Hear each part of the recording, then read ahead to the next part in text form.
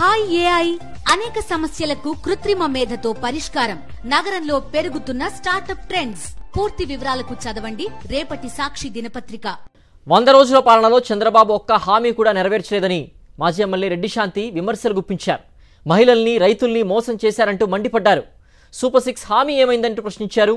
Most failure సీఎంగా చంద్రబాబు చరిత్రలో నిలిచిపోతారంటూ సెటైర్లు వేశారు రెడ్డి శాంతి.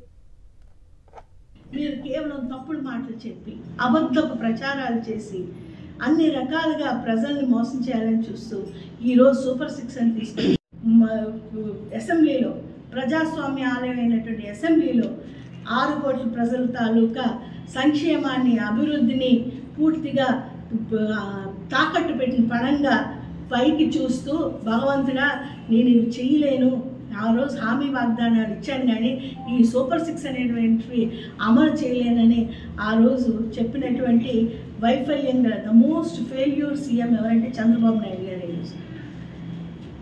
మరి డిప్యూటీ సీఎంగా పవన్ కళ్యాణ్ గారు కేవలం మాటల వరకే ప్రభావితం చేయగలిగారు, కేవలం ప్రజా తీర్పునే అధికారం వరకే ఉపయోగించుకోగలిగారు. కానీ ఈరోజు ఒక అభివృద్ధికి కానీ సంక్షేమ పథకం అందించడానికి కానీ జీరో అయిపోయారు.